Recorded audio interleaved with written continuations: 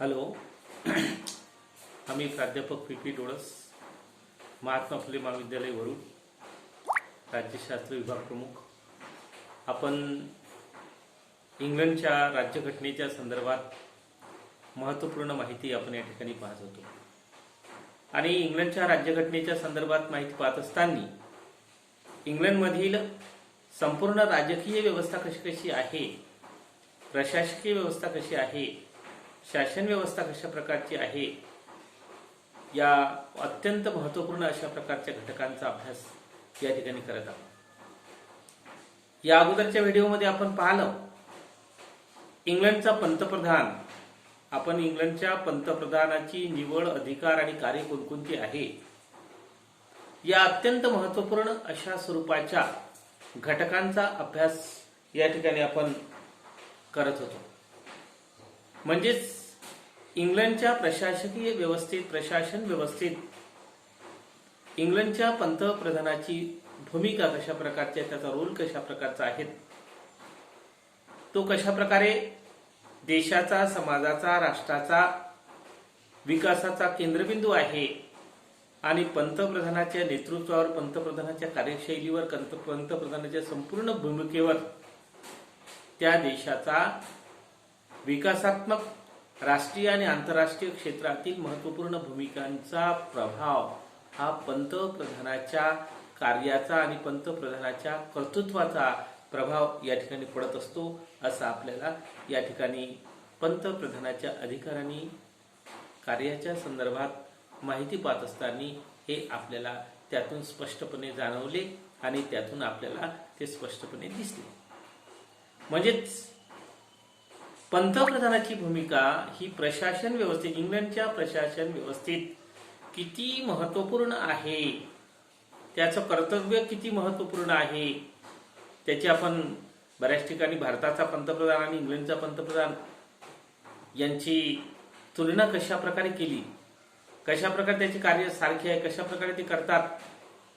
भारताचा पंतप्रधान आणि इंग्लंडचा पंतप्रधान यांच्यामधली आपण बऱ्याचशा बाबतीमध्ये तुलनात्मक दृष्टिकोनातून कशी या प्रकारची कार्यपद्धती आहे याचाही आपण अभ्यास गेल्या मागच्या प्रकरणामध्ये बघितला, मागच्या व्हिडिओमध्ये बघितला.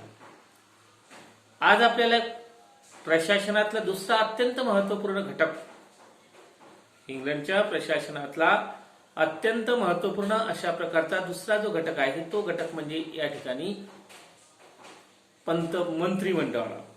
मंत्रिमंडळाची निर्मिती, अधिकार आणि कार्य. आता इंग्लंडच्या मंत्रिमंडळाची निर्मिती, अधिकार आणि कार्य या अत्यंत महत्त्वपूर्ण अशा स्वरूपाच्या घटकांचं विश्लेषण आणि वर्णन आपल्याला या ठिकाणी बघायचं आहे. ज्याप्रमाणे आपण पाहिलं का इंग्लंडच्या प्रशासन व्यवस्थेत इंग्लंडच्या पंतप्रधानाची भूमिका, पंतप्रधानाचं सर्वात महत्वाचं कार्य आपण पाहत असताना पाहिलं होतं का पंतप्रधानाला सर्वात महत्वाचं आणि पहिलं कर्तव्य होतं त्यावेळेस का मंत्रिमंडळाची निर्मिती करणे. आज आपण या ठिकाणी पाहत आहोत किंवा पाहणार आहोत ते म्हणजे मंत्रिमंडळाची निर्मिती, अधिकार आणि कार्य कोणकोणत्या प्रकारचं आहे तर ते आपण या ठिकाणी बघणार आहोत. इंग्लंडच्या दैनंदिन राजकीय शासन व्यवस्थेमध्ये, इंग्लंडची जी दैनंदिन व्यवस्थेची शासन व्यवस्था, प्रक्रिया आहे, व्यवहार आहे, त्या प्रत्यक्ष रीतीनं व्यवहार म्हणजे सरकार पाहण्याचं काम मंत्रिमंडळाच्या माध्यमातून करते. प्रत्यक्ष रीतीनं देशाचा राज्यकारभार पाहण्याची संपूर्ण जबाबदारी, ज्याला आपण सरकार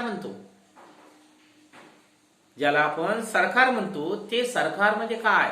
सरकार म्हणजे दुसरं तिसरं काही नसून सरकार म्हणजे मंत्रिमंडळ. प्रत्यक्ष रीतीनं देशाचा राज्यकारभार, दैनंदिन व्यवहारात पाहण्याचं काम ज्यांच्या मार्फत केलं जाते त्या मंत्रिमंडळाच्या कार्यपद्धतीचं विश्लेषण आणि वर्णन आपल्याला या ठिकाणी पाहायचं आहे. या मंत्रिमंडळाची निर्मिती कशी होते, मंत्रिमंडळाची रचना काय आहे, मंत्रिमंडळाची कार्य कोणकोणती आहेत आणि ते कशा कशा प्रकारे केली जातात, त्याची आधारभूत तत्व कोणकोणती आहे, मंत्रिमंडळाची आधारभूत तत्व सुद्धा कोणकोणती आहे, कोणत्या आधारावर मंत्रिमंडळ हे निर्माण झालेलं आहे, त्याची सुद्धा एक आपल्याला या सर्व बाबींची आपल्याला सविस्तरपणे विश्लेषण आणि वर्णन या ठिकाणी बघायचं आहे. पहा ठिकाणी मंत्रिमंडळाची निर्मिती आपण पहिल्यांदा सुरुवात करणार आहोत. मंत्रिमंडळाची निर्मिती. मंत्रिमंडळाची निर्मिती कशी केली जाते? आपण पाहिलं सैद्धांतिक आणि वैधानिक दृष्टिकोनातून राजा हा मंत्रिमंडळाची निर्मिती करतो असं म्हटलं जाते. कायदेशीर दृष्ट्या, सिद्धांतात्मक दृष्ट्या राजा हा मंत्रिमंडळाची निर्मिती करतो. पण प्रत्यक्ष व्यवहारात काय दिसते आपल्याला? प्रत्यक्ष व्यवहारात आपल्याला हे दिसते का मंत्रिमंडळाची निर्मिती करण्याचं महत्वपूर्ण कार्य हे पंतप्रधानाचं असतं. पंतप्रधान आपल्या संपूर्ण मंत्रिमंडळाची निर्मिती करतो, त्याची यादी तयार करतो आणि ती यादी तयार करून राजाला सुपूर्द करतो, राजाला सोपवितो. राजा केवळ फक्त त्या मंत्रिमंडळाच्या नावाची घोषणा करण्याचं काम करतो, त्यावर सही करतो. म्हणजेच मंत्रिमंडळात कोणाला घ्यायचं, कोणाला नाही घ्यायचं, कोणत्या पद्धतीने घ्यायचं, कोणत्या व्यक्तीला मंत्रिमंडळात कोणतं खातं द्यायचं, काय करायचं, या सर्व बाबींचं काम करण्याची जबाबदारी, या सर्व गोष्टींचं पूर्णपणे नियोजन करण्याची जबाबदारी ही पंतप्रधानाची असते. आणि पंतप्रधान या सर्व गोष्टी या ठिकाणी कार्य करत असतो. मंत्रिमंडळ बनविण्याचं सर्वात महत्वपूर्ण काम असं म्हटलं जाते का मंत्रिमंडळ निर्मितीचं सर्व कार्य हे अत्यंत कठीण जिगरीचं आहे असं म्हटलं जातं. मंत्रिमंडळ निर्मितीचं काम खूप कठीण काम आहे. आपल्याला असं वाटत असेल का मंत्रिमंडळ निर्मितीचं काम काय कठीण आहे?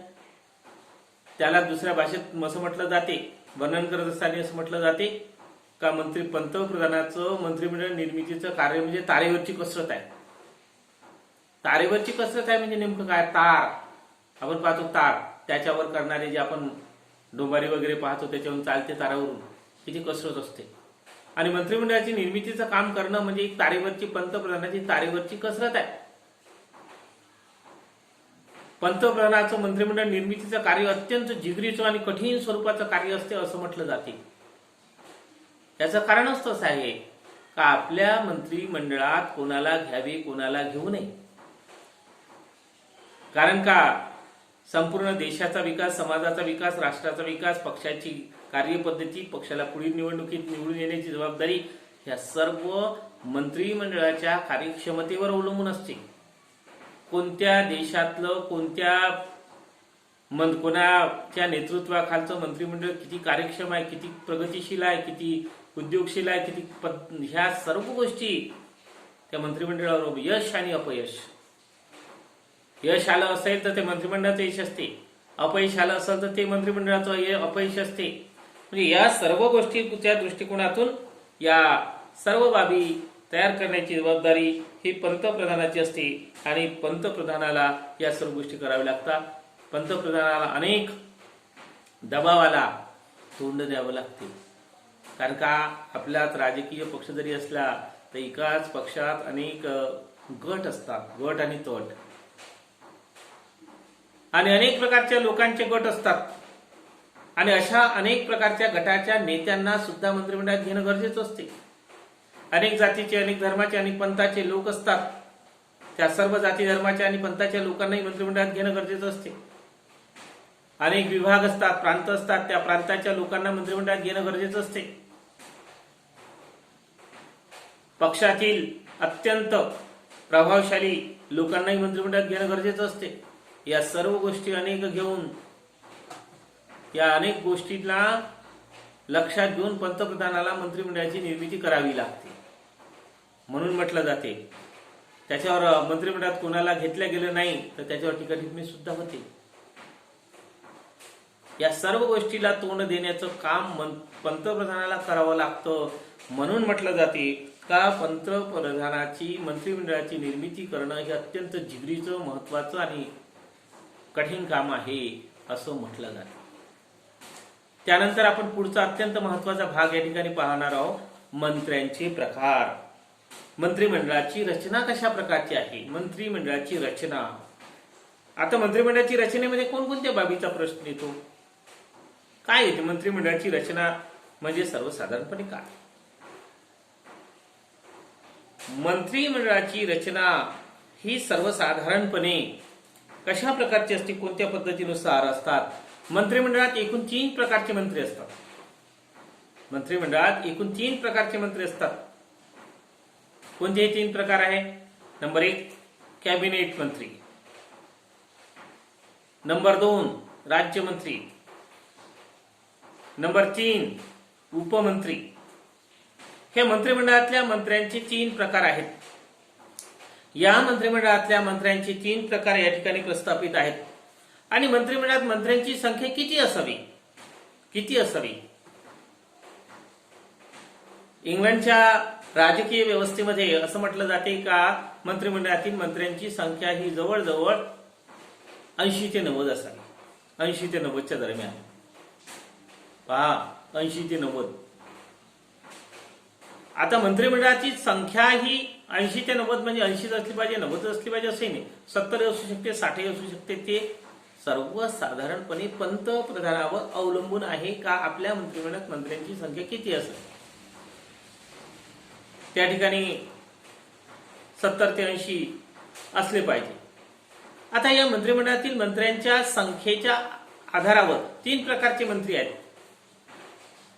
आणि विशेष महत्वाचं या ठिकाणी तुम्हाला सांगावंसं वाटतं का कॅबिनेट मंत्री जे असतात, कॅबिनेट मंत्रिमंडळातील कॅबिनेट दर्जा असणारे मंत्री जे आहेत त्यांनाच महत्वाचं स्थान असते. जेव्हा केव्हा मंत्रिमंडळाची बैठक होते त्या मंत्रिमंडळाच्या बैठक म्हणजे कॅबिनेट दर्जाच्या मंत्र्यांचीच बैठकीत येण्याचा अधिकार आहे. आपण पाहतो, ऐकतो का मंत्रिमंडळाची बैठक, तर मंत्रिमंडळातले 80-90 मंत्री किंवा भारतामध्ये असेल तर 50-60 मंत्री, मंत्रिमंडळाची बैठक म्हणजे सर्व मंत्रिमंडळातले मंत्री त्या ठिकाणी असतात असं नाही. केवळ आणि केवळ फक्त कॅबिनेट दर्जाचे मंत्रीच फक्त मंत्रिमंडळाच्या पंतप्रधानांनी बोलावलेल्या मंत्रिमंडळाच्या बैठकीला हजर असतात. राज्यमंत्र्यांना मंत्रिमंडळाच्या बैठकीत हजर राहण्याचा अधिकार नाही. उपमंत्र्यांना मंत्रिमंडळाच्या बैठकीत हजर राहण्याचा अधिकार नाही. ते मंत्रिमंडळाच्या बैठकीत हजर नसतात. म्हणजे ही जी प्रक्रिया आहे, ही जी बाब आहे, हे ज्या गोष्टी आहे. आणि या मंत्रिमंडळाच्या बैठक जेव्हा होते त्या मंत्रिमंडळाच्या बैठकीमध्ये सर्वसाधारणपणे मंत्रिमंडळात कशा प्रकारे निर्णय घेतले पाहिजे, मंत्रिमंडळामध्ये ध्येय धोरण ठरवणे आणि घेतलेले ध्येय धोरण त्याची अंमलबजावणी करण्याचा अधिकार. आणि ह्या सर्व मंत्रिमंडळाच्या बैठकी ज्या असतात त्या मंत्रिमंडळाच्या सर्व बैठकी या पंतप्रधानाच्या अध्यक्षतेखाली होत असतात.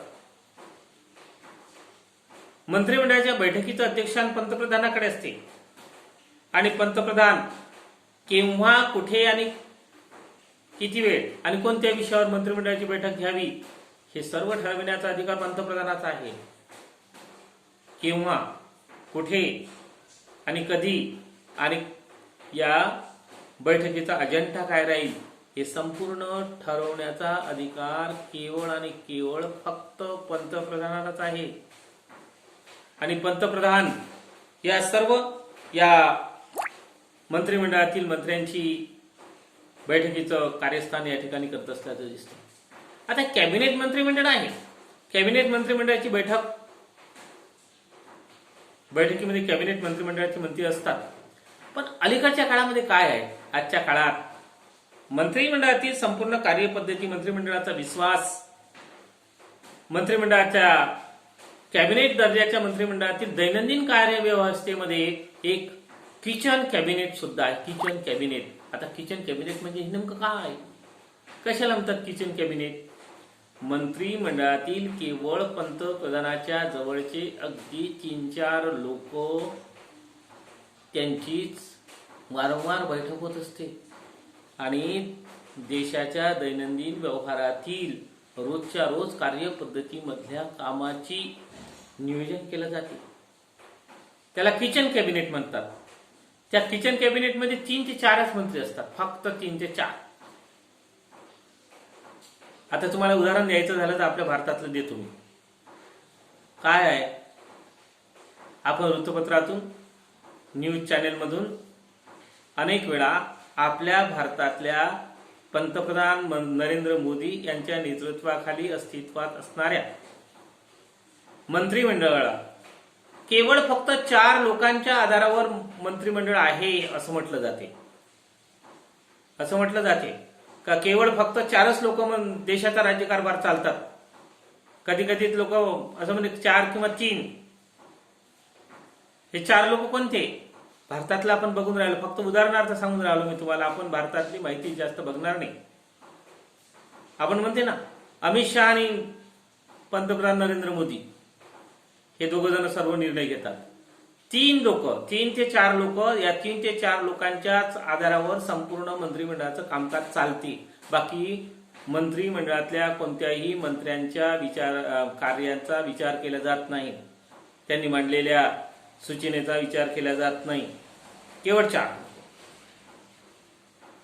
जसं आपण पाहतो का या मंत्रिमंडळामध्ये, आपल्या भारतातल्या या मंत्रिमंडळामध्ये पंतप्रधान, अमित शहा, गृहमंत्री आणि संरक्षण मंत्री राजनाथ सिंग आणि असे 4 लोकांच्याच भरोशावर संपूर्ण राज्याचा राज्यकारभार चालवला जाते. 3ऱ्या 4थ्या कोणत्याही माणसाला मत विचारात घेतलं जात नाही असं म्हटलं जाते.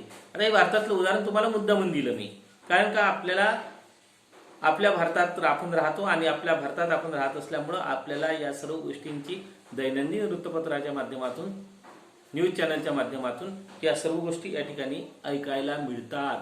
म्हणून तुम्हाला या ठिकाणी या सर्व गोष्टी सांगण्याचं महत्त्वपूर्ण काम या ठिकाणी मी केलेलं आहे. भारताचा तसं सांगण्याचं या ठिकाणी आपल्याला कोणत्याच प्रकारची महत्त्वपूर्ण कार्य नाही. आता हे झालं संपूर्ण मंत्रिमंडळाची रचना अशा प्रकारची असते. त्यानंतर मंत्रिमंडळाचा कार्यकाल जर विचारात घेतला आपण तर मंत्रिमंडळाचा कार्यकाल हा पंतप्रधानावरच अवलंबून असतो. तसा भारतामध्ये भारतीय राज्यघटनेनुसार 5 वर्षाचा कार्यकाल असतो. म्हणजे जेवढा पंतप्रधानाचा कार्यकाल तेवढाच त्याचा कार्यकाल. पण मंत्रिमंडळातील मंत्र्यांचा कार्यकाल आहे, वैयक्तिक मंत्र्याचा कार्यकाल हा पंतप्रधानावरच अवलंबून असते. याचं कारण असं का कोणत्याही मंत्र्याला प्रधानमंत्री केव्हाही आपल्या मंत्रिमंडळातून काढू शकते. तो सर्वस्वी अधिकार पंतप्रधानाचा आहे. म्हणजे जरी नियम असला का 5 वर्षापर्यंत मंत्रिमंडळात मंत्र्याचं काम आहे, पण 5 वर्ष नाही, तो 5 दिवसही राहू शकते, 5 मिनिटही राहू शकते. म्हणजे पंतप्रधानाची मर्जी असेपर्यंतच तो मंत्रिमंडळात राहतो. ज्या दिवशी पंतप्रधानाची मर्जी त्याच्यावरची संपली त्या दिवशी तो घरी गेला. अशा प्रकारे मंत्रिमंडळाचा कार्यकाल हा अशा पद्धतीने आपल्याला वर्णन करता येते किंवा सांगता येऊ शकतो. आता आपण या ठिकाणी सर्वसाधारणपणे मंत्रिमंडळाची कार्य पाहणार आहोत. मंत्रिमंडळाची कार्य काय आहे? मंत्रिमंडळाची कार्य, मंत्रिमंडळाला काय कार्य करावे लागतात? मंत्रिमंडळाचं सर्वात महत्वपूर्ण अशा स्वरूपाचं पहिलं कार्य म्हणजे शासकीय ध्येय धोरण ठरविणे.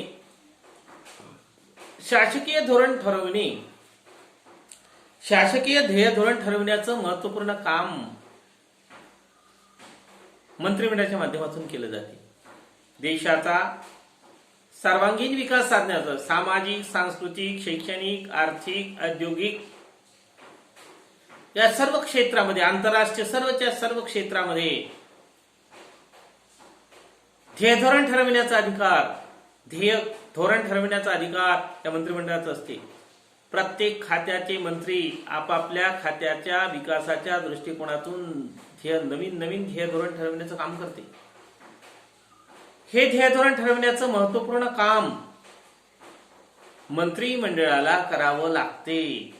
म्हणजेच विविध खात्याचे अस्तित्वात असणारे मंत्री आपापल्या खात्याच्या विकासाच्या दृष्टिकोनातून निरनिराळं प्लॅनिंग तयार करण्याचं काम संबंधित खात्याचे मंत्री करत असतात. म्हणजेच शासकीय ध्येय धोरण ठरविण्याचा अधिकार या ठिकाणी मंत्रिमंडळाचा आहे.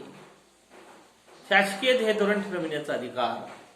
आणि दुसरं महत्वपूर्ण काम, शासकीय ध्येय धोरण ठरवणं चालत नाही, तर शासकीय ठरवलेल्या ध्येय धोरणाची त्या ठिकाणी पार्लमेंटने मंजूर करण्याचा अधिकार. पार्लमेंट दुसरा महत्वाचा अधिकार आहे का पार्लमेंटने मंजूर केलेल्या ध्येय धोरणाच्या प्रत्यक्ष रीतीने अंमलबजावणीचं काम, ध्येय धोरण ठरवण्याचं काम मंत्रिमंडळ करते.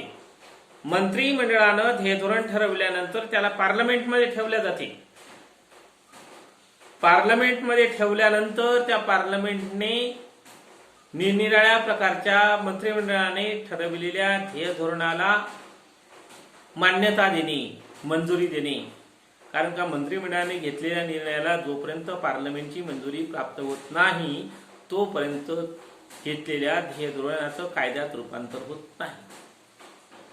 म्हणूनच या ठिकाणी असं म्हटलं जाते का मंत्रिमंडळानं घेतलेल्या सर्व निर्णयाला, सर्व ध्येय धोरणाला पार्लमेंटची मंजुरी प्राप्त करून घेणे आणि मिळवणे हे महत्वाचं काम या ठिकाणी असते. आता फक्त पार्लमेंटची मंजुरी मिळूनच चालते असं नाही, तर पार्लमेंटनं मंजूर केलेल्या सर्व नियमांच्या आणि ध्येय धोरणाची प्रत्यक्ष रीतीने अंमलबजावणी करण्याचं काम मंत्रिमंडळाचं असते. ध्येय धोरण ठरविलं, पार्लमेंटनं मंजुरी दिली म्हणजे संपलं काय? नाही, संपलेलं नाही. तर महत्वपूर्ण या सर्व घेतलेल्या ध्येय धोरणाची प्रत्यक्ष रीतीनं दैनंदिन व्यवहारात जोपर्यंत अंमलबजावणी केल्या जात नाही तोपर्यंत घेतलेल्या ध्येय धोरणाला काही अर्थ उरत नाही. नाही तर मंत्रिमंडळाने ध्येय धोरण ठरवलं, पार्लमेंटनं मंजूर केलं आणि अंमलबजावणीच झाली नाही त्याची, मग काय उपयोग आहे त्याचा? काहीच नाही, झिरो.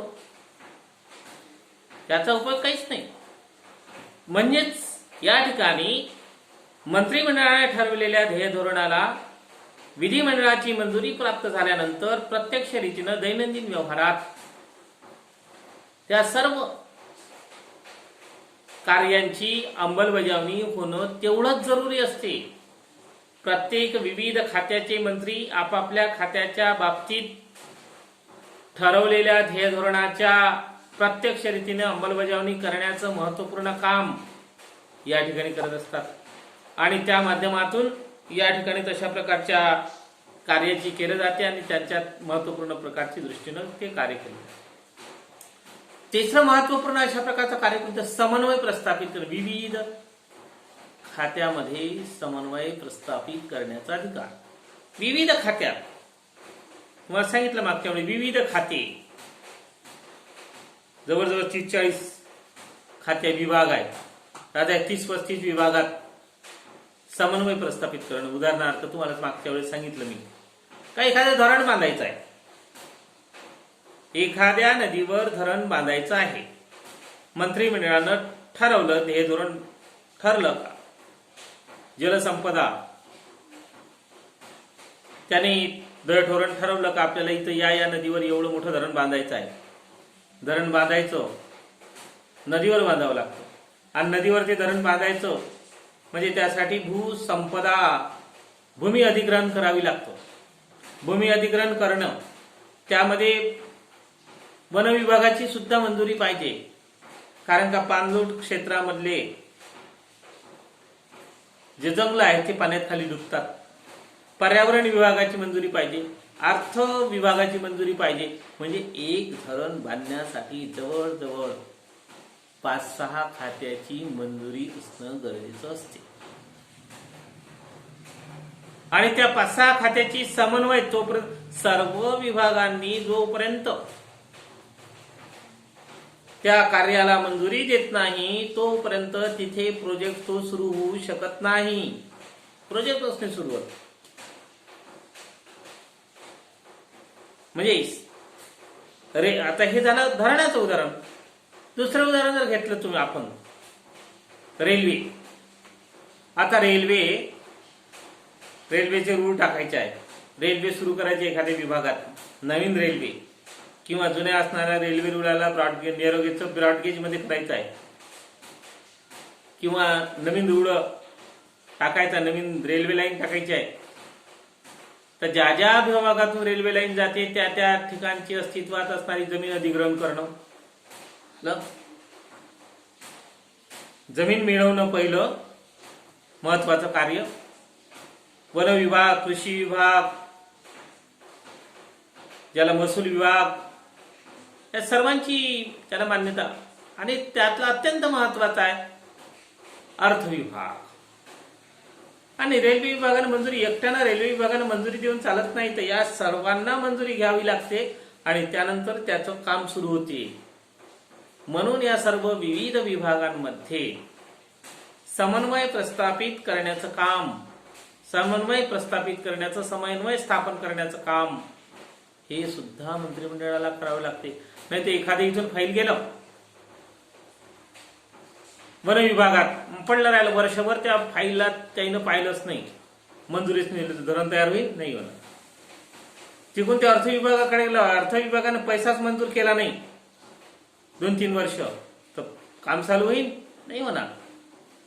म्हणून या सर्व खात्यात समन्वय प्रस्थापित करून त्वरित निर्णय घेऊन त्याची प्रत्यक्ष रीतीने अंमलबजावणी करून समन्वय, सर्व मंत्र्यांची बैठक बोलावणे, मंत्रिमंडळात त्या कोणाच्या कोणाला कशी मान्यता द्यायची आहे, काय, या सर्व गोष्टीचं कार्य केलं जाते आणि त्या दृष्टिकोनातून तशा प्रकारच्या या सर्व कार्यपद्धतीच्या माध्यमातून त्या सर्व गोष्टी केल्या जातात. तर या सर्व बाबीचा आपण जर विचार केला तर आपल्याला या सर्व इंग्लंडच्या मंत्रिमंडळाचे हे अशा प्रकारचे अनेक महत्वपूर्ण अशा प्रकारची कार्य आहे. आता थोडक्यात जर आपण बघितलं का मंत्रिमंडळाची भूमिका काय आहे, रोल काय आहे, त्याची भूमिका काय आहे. मंत्रिमंडळाच्या भूमिकेचं विश्लेषण करत असताना काही दुसरं सांगायची गरज नाही असंही विचारू शकते. मंत्रिमंडळाची भूमिका थोडक्यात स्पष्ट करा, परीक्षेत विचारला आपल्याला. इंग्लंडच्या मंत्रिमंडळाची भूमिका थोडक्यात स्पष्ट करा, सरळ प्रश्न विचारला आपल्याला का इंग्लंडच्या मंत्रिमंडळाची कार्य सांगा, तर मी सांगितलेली 3-4 कार्य तुम्हाला लिहित आहे.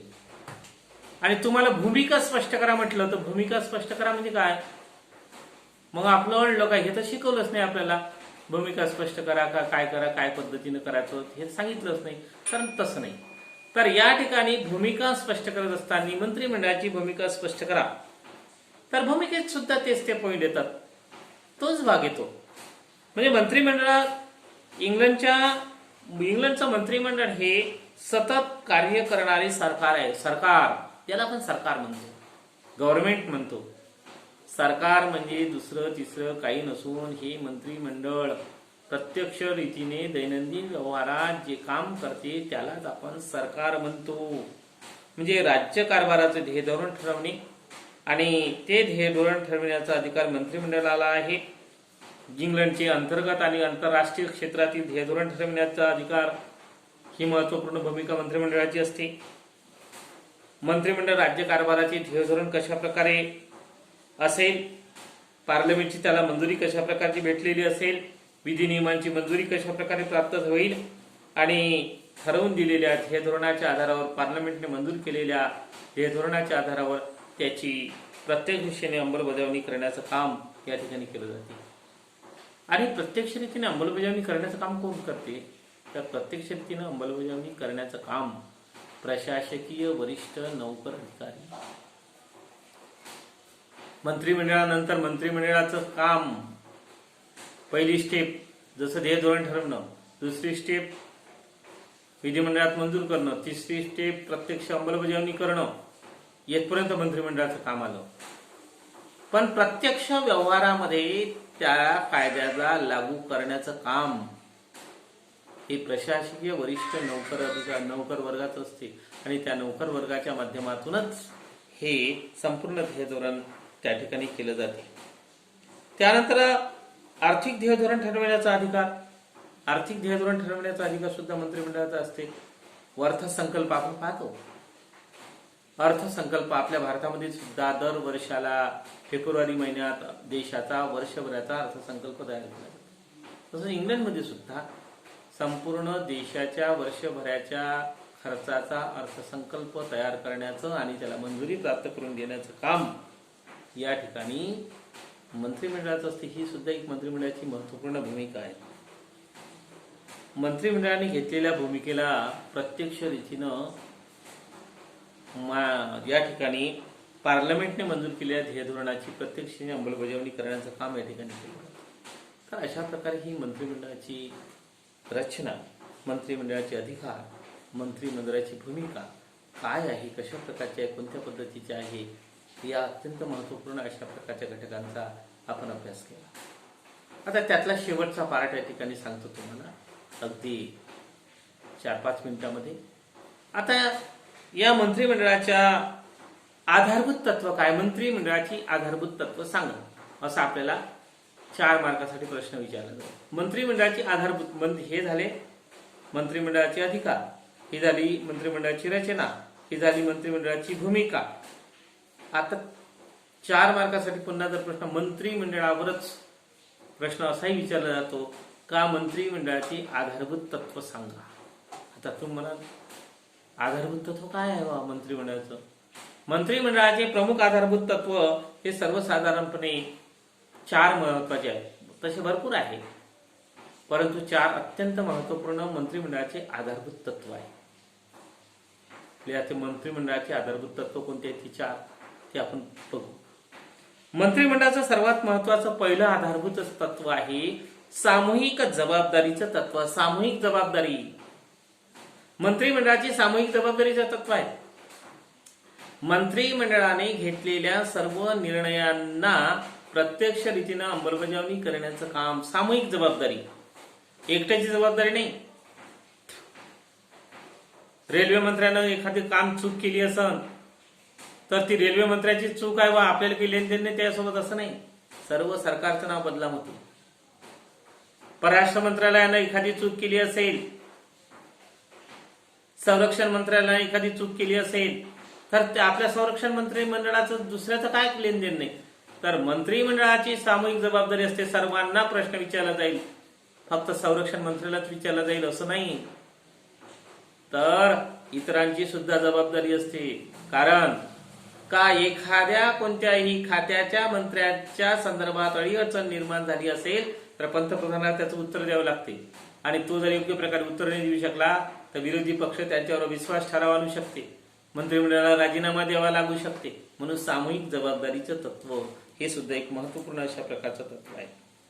मंत्र्याची वैयक्तिक जबाबदारी सुद्धा असते. कधी कधी काय त्या अलीकडे आपण बघतो का मंत्र्याची वैयक्तिक जबाबदारी, आरोग्यमंत्री आहे आणि समजा आरोग्यमंत्री कोरोना काळामध्ये त्या आरोग्यमंत्र्याने योग्य रीतीनं हे आरोग्य यंत्रणेनं ते निरनिराळे कार्यक्रम, निरनिराळे उपक्रम योग्य रीतीनं राबवले नाही, तर कधी कधी काय म्हटलं जाते का संबंधित खात्याच्या मंत्र्याने राजीनामा द्यावा. अन्न आणि नागरी पुरवठा मंत्री आहेत, आरोग्य मंत्री आहेत. लोकांना जर योग्य प्रकारचं अन्न आणि पुरवठा व्यवस्थित झाला नाही त्या कालखंडात तर अन्न आणि नागरी पुरवठा मंत्र्यांनी राजीनामा द्यावा. ते वैयक्तिक जबाबदारी झाली. आरोग्यमंत्र्याची वैयक्तिक जबाबदारी झाली. पण